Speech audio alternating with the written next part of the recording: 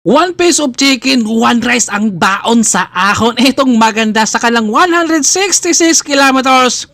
Pulido talaga ang gutom pero pulido rin ang busog nito sa kanilang baon. Dahil nakawala nga sila kaila Ares, kaila Nonoy, maraming tinakasan sila Kuya Rodrigo at si Lolo Ernesto rito na 62 years old. Kaya ito yung kanilang baon para hindi sila magutom sa ahon. Itong napakatibay.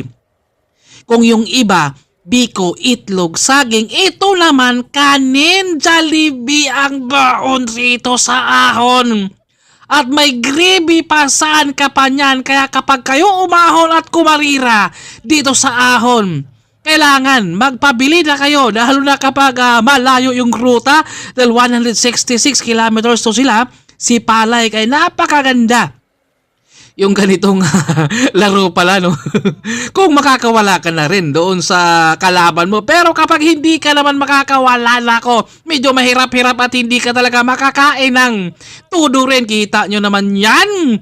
Pero ramdam na ni Lolo dito kahit busog siya ay medyo may tama. Ito gravy na lang kay Lolo dahil yung manok raw na kay Kuya Rodrigo ito inigo pa rito.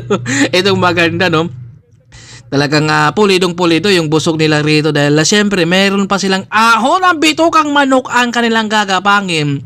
Kailangan sa patag ay busog ka para pagdating sa ahon ay makakausad ka. Pero kapag ikaw ay nagugutom, baka hindi ka talaga makakausad. Kita nyo naman yan. Binanatan pa dito ni Rodrigo yung paa. Oh, grabe yan. Paba yan, White Mix. So, hita-hita yan ata, White Mix. Kita nyo naman. Tinapo na dito. Dahil ramdam na rin nila na hindi pila pwedeng babagal na. Dahil yung grupo din, naghabol. Marami pa sila. Doon pa sila Sir Ari, si Nonoy. At dahil nga, ay may truck kanina. Kaya ito ay nakalagpas na ipit yung mga kalaban. Kaya nakawala yung dalawa. At humabol naman. Etong si Lolo rin. The 62 years old natin, Ernesto Paruhino. Ito, Usamis pala to. Taga-Usamis pala to, si Kuya Ernesto at gumasolina pa dito. Kita nyo naman yan. Talagang yung busog niya ay talagang saktong-sakto talaga pang ahon sa bitukang manok para hindi sila magrugi. Kaya ito napakagandang baon pala, no.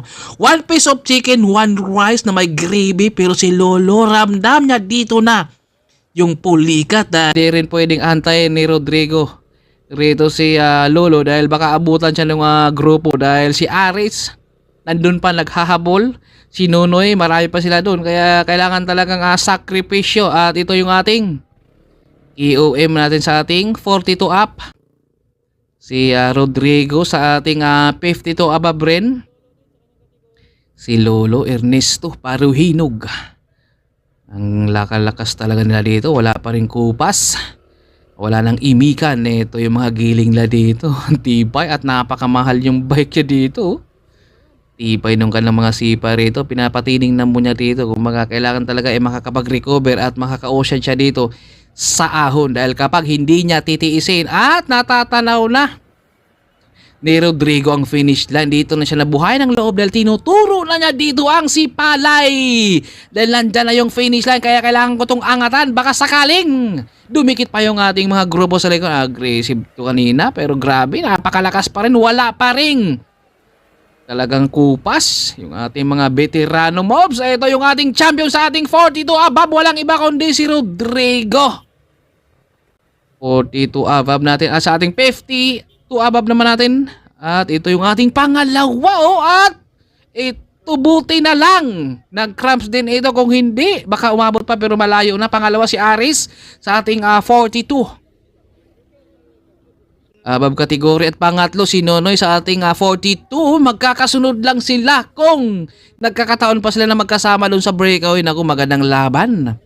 At ito yung ating mga 50. Grabe, mga drogihan na to. Kung baka hindi na makakaangat, pati isa na lang sila.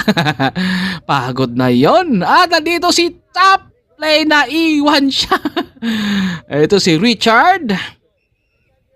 Congrats din dahil ang mahalaga ay makatapos. Talaga babawi na lang tayo sa susunod na laban. Ito siya, idol, oh.